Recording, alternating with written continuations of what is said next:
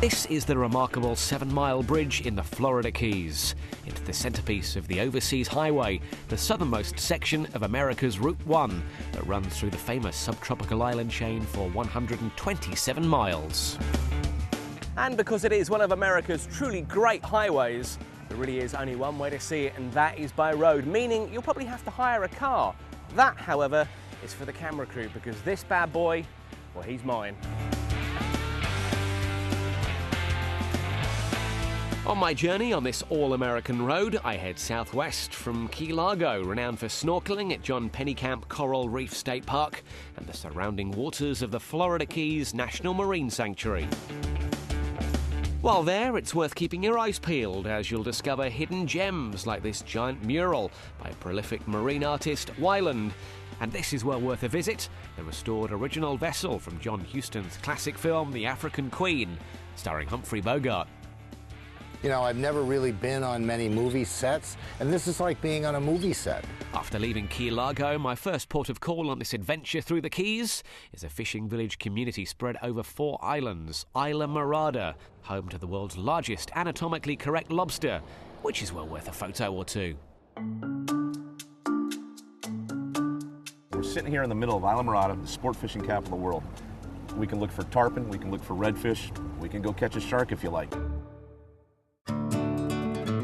Back on the highway, and I'm headed to the islands of Marathon, a 16-mile-long family-friendly region where you can fly like James Bond.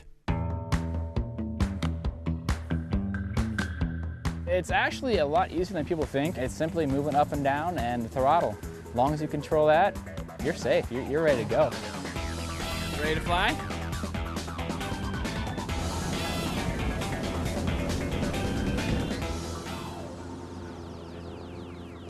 This has to be a new addition to the bucket list.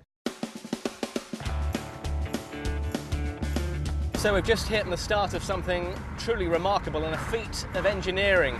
It's the 7-mile bridge here in the Florida Keys, and with a car like this on a day like today, there is no better road to drive.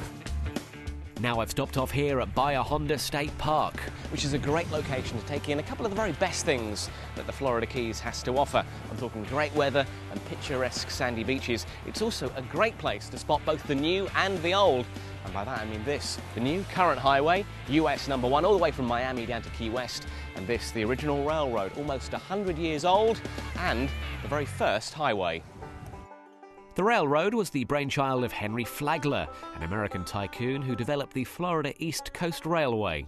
It linked the far outreaches of the Keys to the then modest town of Miami, and construction began in 1905. For more than 7 years, men and machines relentlessly pushed forward on the railroad that went to sea. Henry Flagler's genius, but yet very challenging project.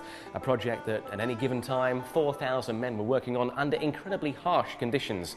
Imagine the sun beating down and, of course, having to invent brand new techniques in railroad construction. Deep-sea diving and building the bridges, all of which using the most simple and basic of tools. His vision to link up the islands strengthened the local economy and unlocked the Keys for businesses, residents, and luckily for me, tourists. Back behind the wheel, and it's just a little further along this historic scenic byway to my final destination, Key West. Closer to Cuba than to Miami, this free-spirited community has attracted many people away from the fast-paced lifestyle of mainland America, among them former writers Tennessee Williams, and perhaps its most famous former resident, Ernest Hemingway. He did a lot of his best writing here. People don't realize that they've had him down here fighting and drinking and carousing, but he did a lot of work in addition to that. And so profound is Hemingway's legend here that a whole festival takes place every year in his honour. It comes in the end of July when his birthday was, and it's a very festive occasion, and the town is full of people celebrating it. Hemingway spent 10 years in Key West, and you can be sure that he indulged in all the pleasures this unpretentious city has to offer. And when you visit here today, you can still feel the great atmosphere that kept him here for so long.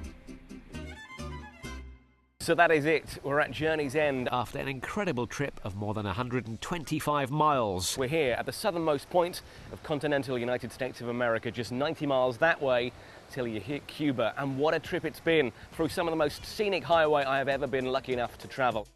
Thank you, Henry Flagler, for creating the railroad that started the Keys' evolution into a prime vacation destination.